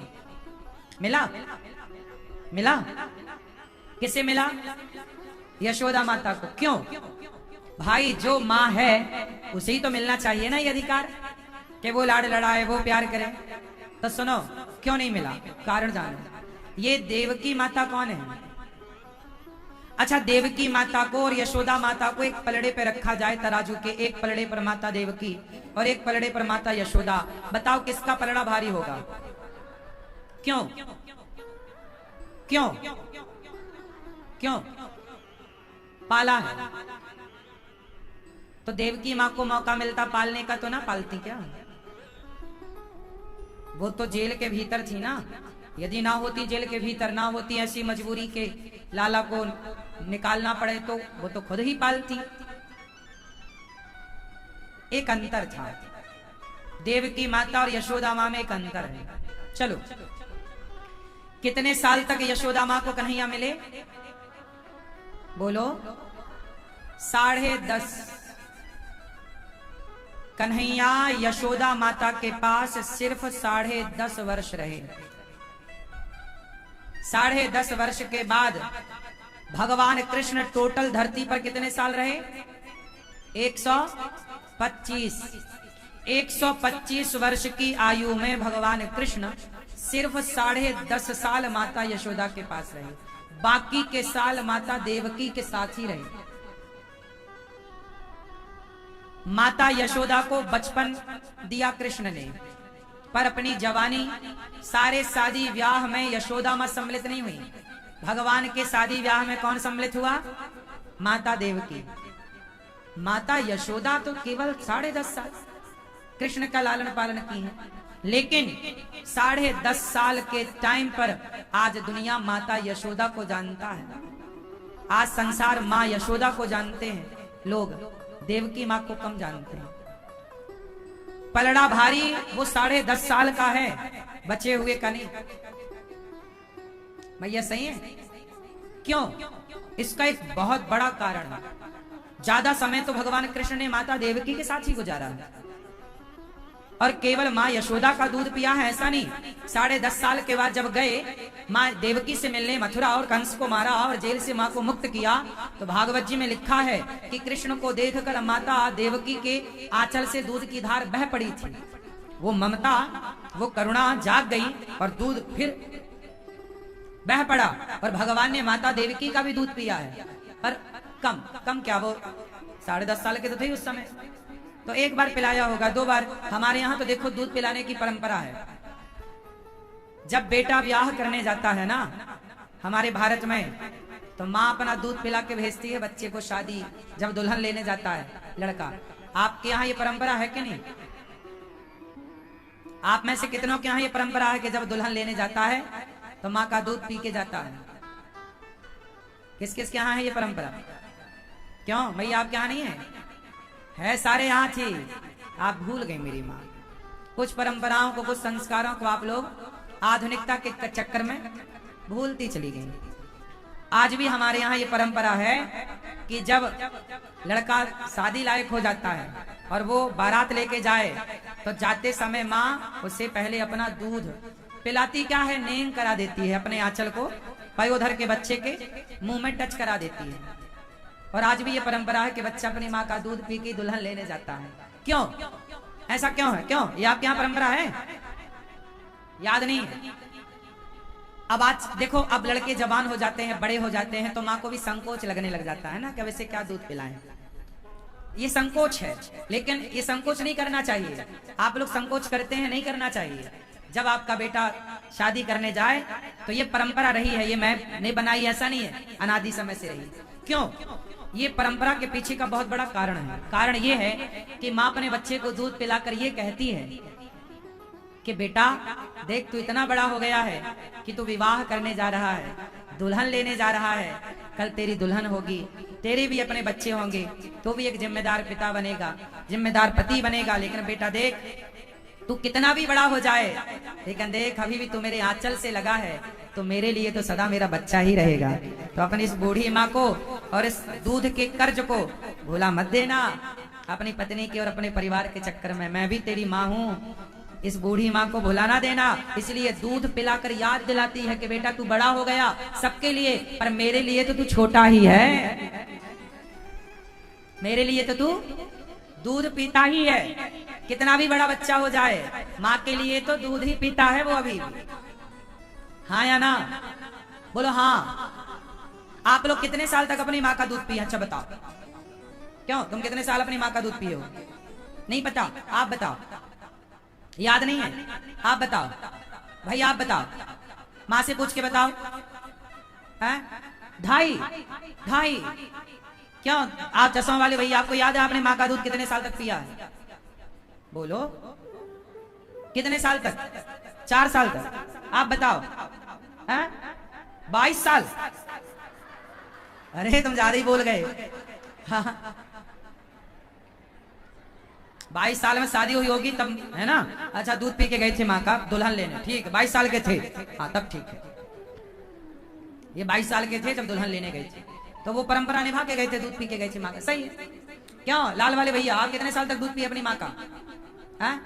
6 साल। ये बढ़िया है। आप बताओ। 4। आप बताओ। 3। अब मैं अपनी बताऊं? मुझे याद है, सोचो याद है। आप लोग पता नहीं कहां से भुलक्कड़ हैं। मैं 9 साल का था तब तक भी मैं दूध पीता था। सही। मैं 9 साल तक अपनी माँ का दूध पिया हूं, इसलिए तो माँ का दूध पिया हूं मैं। लोग नहीं कहते माँ का दूध पिया हो तो आजा, मैं आ गया। मैंने सबसे ज्यादा पिया है, इसलिए माँ का दूध सबसे ज्यादा पिया है, इसलिए मेरे ऊपर माँ की कृपा सबसे ज्यादा है। इसलिए माँ का लाड़ और आशीर्वाद मुझे सबसे ज्यादा। मुझे याद है मैं स्कूल से आता था तो बैग रखता था माँ के पास, जाके गोद में जबरदस्ती घुस जाता था, गोद में दूध पीने लग जाता था। याद है मुझे। ऐसा है। आजकल की मम्मियां तो पिलाती नहीं है दूध। आजकल की तो माँ पिलाती नहीं है, उसको लगता है कहीं हमारा शरीर ना खराब हो जाए, सारा बच्चे ही पी जाएगा दूध।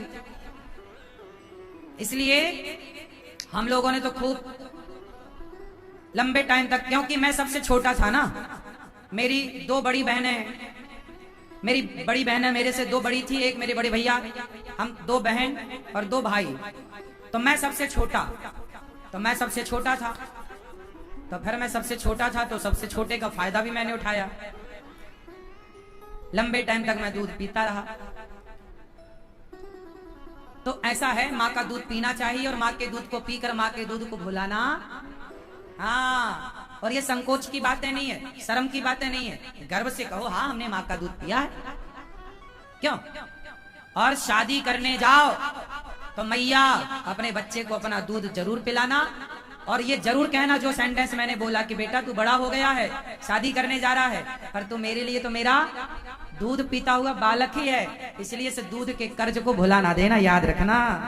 तो अपनी मस्ती में मस्त ना हो जाना। तो मेरा तो बच्चे कितने भी बड़े हो जाएं, पर वो माँ के तो सदा बच्चे ही रहेंगे, वो कभी बड़े नहीं होते। बच्चे कभी बड़े नहीं होते माँ के लिए, सबके लिए बड़े हो जाएं। मैं सबके लिए बड़ा हो सकता हूँ, अपनी माँ का तो मैं आज भी बच्चे ही हूँ। हाँ या ना? सही है कि गलत है? चलो तो खूब प्यार करो अपनी माँ से, और अपनी माँ का कर्ज उतारो। जो दूध पिया है ना, भुला ना देना। ये तो गलत बात है कि दूध तुमने पिया है और माँ को भुला दिया ना। मैं आज जहां हूं, मैं अपनी माँ के आशीर्वाद, माँ की कृपा से हूं। माँ की बड़ी कृपा होती है, माँ की बड़ी दुआएं होती हैं। आप माने ना माने साहब, हमें नहीं पता, लेकिन हम तो जो फील करते हैं वो जानते हैं। कहते हैं माँ की दुआएं कभी खाली नहीं जाती, ये बात भगवान से भी टाली नहीं जाती। बर्तन मांज कर 4 बच्चों का पेट भर देती है माँ, पर उन 4 बच्चों से एक बूढ़ी माँ पाली नहीं जाती। ऐसी होती है माँ। माँ और भगवान ये 2 नहीं है, दोनों। जब भगवान कभी आपको मिलेंगे तो भगवान की शकल माँ की शकल से मिलती जुलती है। जैसी माँ दिखती है वैसे ही भगवान दिखते हैं, ऐसा है। इसलिए माँ ही ईश्वर है, भगवान मान की माँ की सेवा करनी चाहिए। इसलिए हम तो माँ की सेवा करते हैं और केवल कहते ही नहीं है। दूध पिए हैं तो वो दूध का ऋण चुका भी रहे हैं। मैदान छोड़ के हम भाग नहीं रहे हैं कि नहीं जी हम नहीं करेंगे। आजकल के बच्चे दूध पी लेते हैं और दूध पी के अपनी माँ को घर से निकाल देते। अरे दूध पिया है ना भैया, तेल मालिश करी है ना तेरी माँ ने, तेरी पसंद का हलवा और पराठा बनाया है ना, अब तो करने का समय आया तो माँ को घर से निकाल रहा है। गलत बात। अब तो सेवा करो, चुकाओ माँ का ऋण। अब तो चुकाने का सही वक्त है, सेवा करो। भागते काहे हो जिम्मेदारियों से? जिम्मेदारियों से भागना नहीं है, जिम्मेदारियां निभानी। सही है दादाजी, जिम्मेदारियों से भागना सही है कि निभाना? इसलिए मेरी बात मानो तो अपनी माँ को भगवान की तरह रखो, भगवान की तरह माँ का आदर करो, भगवान की तरह माँ का सम्मान करो। माँ यशोदा पिछले जन्म में क्या थी?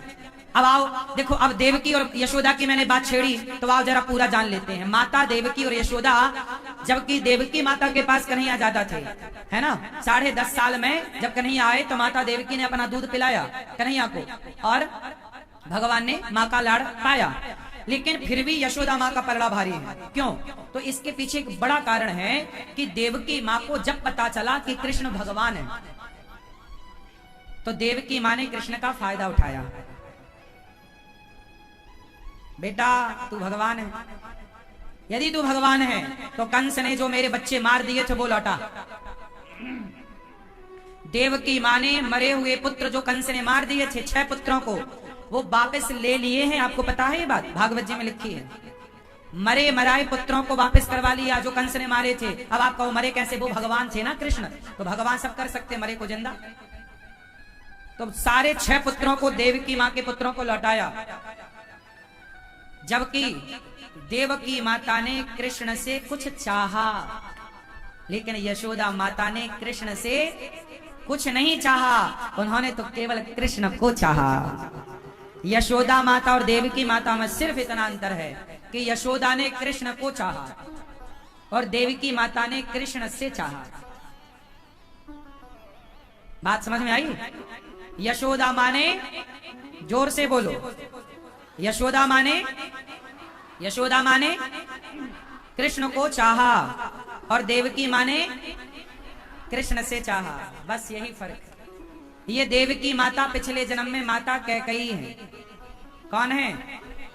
जब राम वनवास में थे तो चित्रकूट आई कैकेयी माता, बोली राम मुझे माफ कर दो, मैंने वनवास भेज दिया, क्षमा। राम जी ने गले लगाया, माँ ऐसा क्यों कहती हो, आप तो हमारी माँ हो, क्षमा मत मांगो। तुम यदि क्षमा कर दिए हो तो बताओ। हाँ माँ, मैं, आपने कोई अपराध ही नहीं किया, यदि आपने मुझे क्षमा किया है तो एक वचन दो। क्या? कि आप मेरे बेटा बन के आओगे। तब भगवान कृष्ण बोले, माँ मैं आपका बेटा तो बन जाऊंगा, पर मैं दूध तो माता यशोदा का ही पीऊंगा। इसलिए राम ही कृष्ण बने और कैकेयी ही देवकी माता बनी। और यशोदा ने कौन सा पुण्य किया कि कृष्ण ने उनका दूध पिया, उनको ज्यादा बचपन दिया और माँ यशोदा को ज्यादा समय मिला। क्यों? माता यशोदा का नाम था धरा। पिछले जन्म में माता यशोदा कौन थी? धरा। इनके पति मतलब नंद बाबा का नाम था द्रोण। द्रोण और धरा ये दोनों पति पत्नी पिछले जन्म में संतों की सेवा करते थे। माता यशोदा का ये पूर्व जन्म है कि किस पुण्य से आप लोग यदि वृंदावन बैठे हैं तो जरूर कोई पुण्य से बैठे हैं। ये दास अनिरुद्ध आपको कथा सुना रहा है तो कोई पुण्य होगा, मैं नहीं देख पा रहा हूं। मानव का शरीर मिला है तो कोई पुण्य होगा।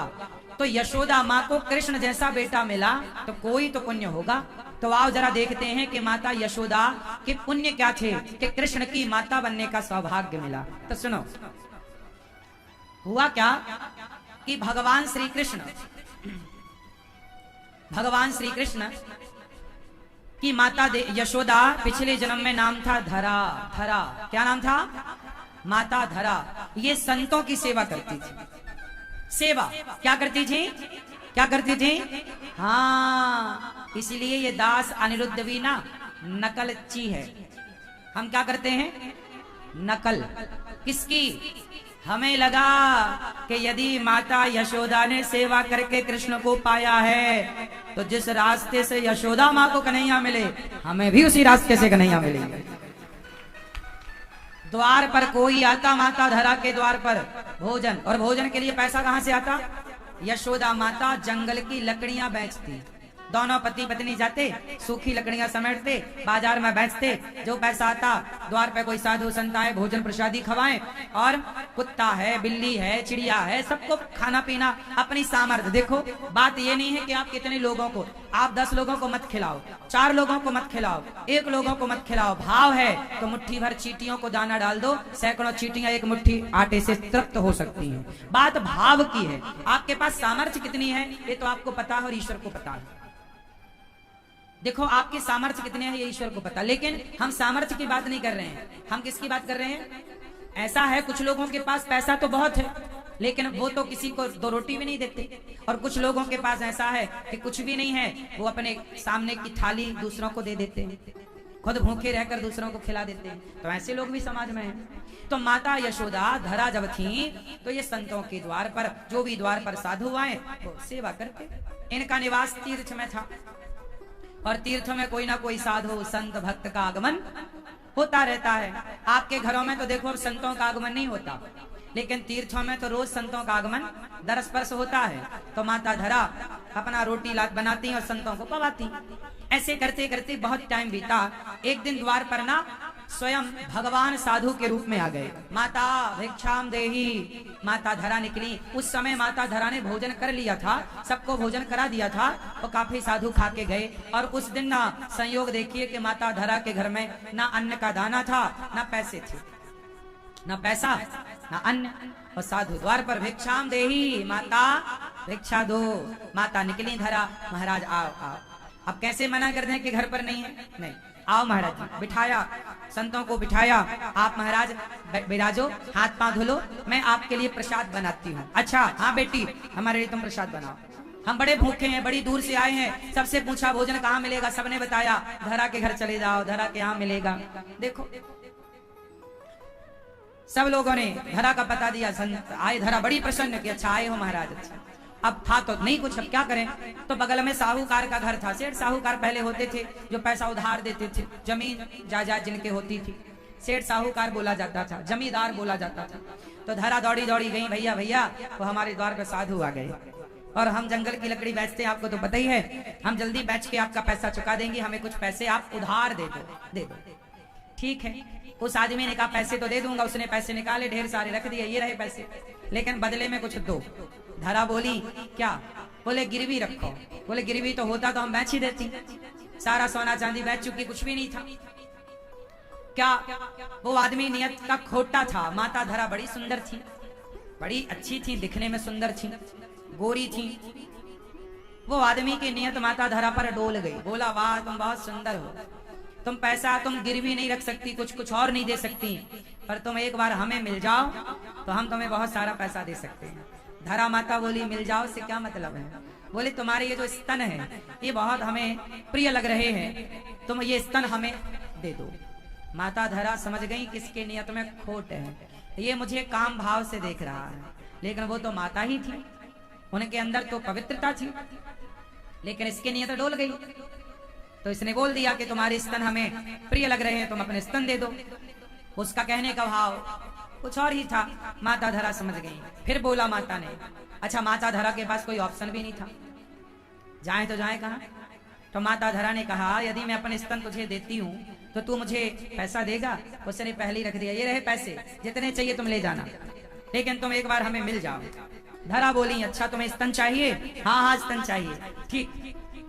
माता धरा ने कहा कि तुझे मेरे स्तन प्रिय लग रहे हैं, ठीक है मैं तुझे अपने स्तन देती हूँ। पास में चाकू पड़ी थी, माता धरा ने चाकू उठाई और अपने स्तनों को चाकू से काट दिया। काट कर अपने स्तनों को कहा कि ये तुझे स्तन चाहिए, ये ले। उसके हाथ पकड़े, उसके दोनों हाथों में माता धरा ने अपने स्तनों को रखा। तुझे मेरे स्तनों से प्यार था, ये स्तन ही तो तूने मांगा था ना, मेरा चमड़ा ही तो मांगा था तूने, और यदि मेरे चमड़े देने से, ये चमड़ा तो देख कल फिर आ जाएगा, शरीर में चमड़े की कमी कहाँ है? पूरे शरीर में चमड़ी चमड़ा है, मांस ही मांस, घाव भर जाएंगे। मेरे द्वार से साधु ना भूखा जाए। बेटा तेरी नियत में जो था मैंने तुझे दिया, लेकिन तूने मुझे पैसे ज्यादा दे दिए हैं, मुझे इतने की जरूरत नहीं है। मेरे द्वार पर कुछ 4-5 साधु हैं, तो 4-5 साधुओं में इतना पैसा लगेगा, उतने ही पैसे उठाए माता ने, सारे नहीं उठाए। और बाजार गई, उसी हाल में रक्त बह रहा है। अब स्तन काटे हो जिसने तो खून है। बाजार गई, सामान खरीदा, संतों के लिए उसी हाल में प्रसाद बनाया, कपड़ा बांध दिया ना, खून ना बहे।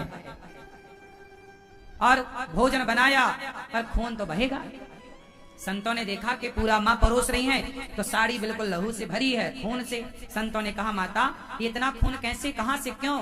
माता ने कहा प्रसाद पाओ फिर बताऊंगी। संतों ने कहा नहीं, आपको खून बह रहा है और हम प्रसाद पाए, आप कष्ट में हैं, हम प्रसाद पाए, पहले बताओ कि आपको ये चोट कैसे लग गई। तब माता ने कहा कि आप द्वार पर आए थे, कुछ था नहीं, तो मैं उससे मांगने गई कि भैया कुछ पैसे उधार दे दो, मैं जंगल की लकड़ी बेचकर तेरा पाई पाई चुका दूंगी, ब्याज समेत चुका दूंगी। पर उसने कहा कि तुम तो अपने स्तन दो। तो मुझे लगा कि मेरे स्तन देने से यदि साधु सेवा हो रही है तो चमड़े से मोह क्या करना, सेवा बड़ी है, चमड़ा तो फेरा जाएगा।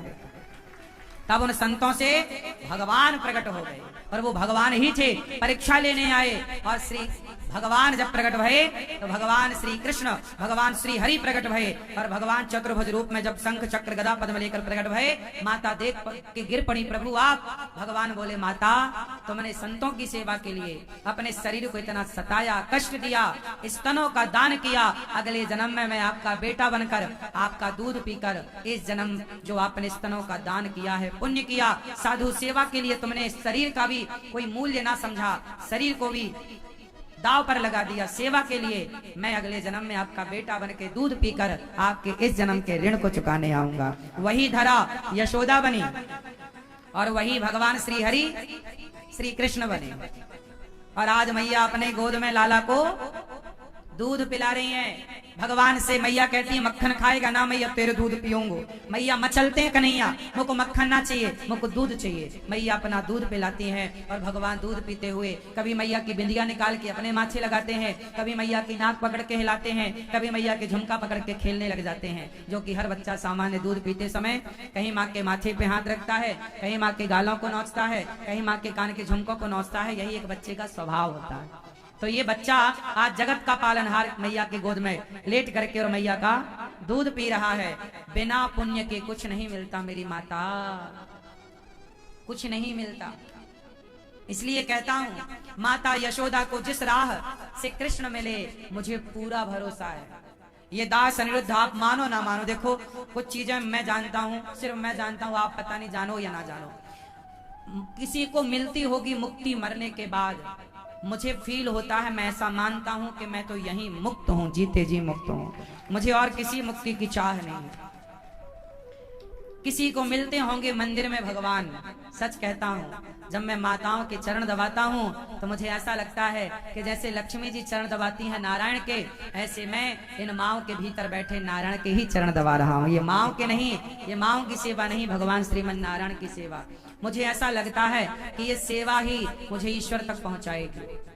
जब मैं अपनी वृद्ध माओं के साथ बैठता हूँ मुझे लगता है भगवान के साथ बैठा हूँ। क्या बताऊं, आप कुछ भी कहो लेकिन मुझे ये फील होता है, लगता है सेवा ना बिल्कुल समा चुकी है। इसलिए मैं अब सेवा के बिना जी नहीं सकता, मेरा नशा बन चुका है सेवा। सेवा एक ही संकल्प, एक ही नारा, सेवा ही है धर्म हमारा, यही हमारा धर्म।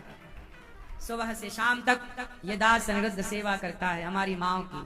कितना सुख मिलता है सेवा से। आजकल के बच्चे चरा पढ़ लिख करके ना वीआईपी हो जाते हैं, माँ के साथ टाइम नहीं व्यतीत करते। थोड़ा टाइम व्यतीत करो अपनी माँ के साथ, थोड़ा माँ को टाइम दो, माँ की सेवा करो। ऐसे ही तुम्हारे भी बाल सुलझाए थे कि नहीं माँ ने छोटी में, कंघी की थी ना, तुम क्यों नहीं करते अपनी माँ की कंघी? आओ माँ आज तुम्हारी चोटी हम करते हैं, आओ माँ आज तुम्हारे बाल हम सुलझाते हैं। यही तो प्यार है, यही तो सेवा है सब तरह की, क्यों नहीं है? हमारी माँ ने हमारे कई बार कंघी करी, कई बार हमें राजा बाबू बना के स्कूल भेजा। फिर आप क्यों नहीं करते माँ की कंघी? क्यों नहीं माँ के बाल सुलझाते? क्यों नहीं माँ के करीब रहते? काहे वीआईपी बने घूम रहे हो? सादा जीवन काहे नहीं जीते रे भैया? सेवा कर लो, वही साथ चलेगी। मैंने तो मान लिया, मैं तो सिद्धांत का पक्का हूं, मैं भटकने वाला नहीं हूं। मेरा पक्का संकल्प है कि मुझे ईश्वर मिलेंगे तो सेवा के बल पर मिलेंगे। अच्छा आप बताओ, मुझे भगवान मिलेंगे? मिलेंगे क्या? मुझे तो एक भाव से मिल चुके हैं, प्राप्त हो चुके। मुझे ऐसा नहीं लगता कि मिलेंगे, मुझे मिल गए भगवान ऐसा। लेकिन रूबरू जब सामने बात होगी तो सेवा के बल पर ही मैं उनके आगे जाके खड़ा होऊंगा। अच्छा बताओ, सेवा के बल पर भगवान हमें मिलेंगे? बात करेंगे कि नहीं? उत्तर दो जोर से। तो एक गारंटी मैं आपको देता हूं, यदि भगवान हमें मिले तो हम भगवान से कहेंगे कि हे प्रभु, गौरी गोपाल आश्रम की सेवाओं में जिन भक्तों ने अपना सहयोग दिया है उनको भी आप मिलो, क्योंकि आप सबके सहयोग से गौरी गोपाल आश्रम की सेवा चल रही है। आपके सहयोग से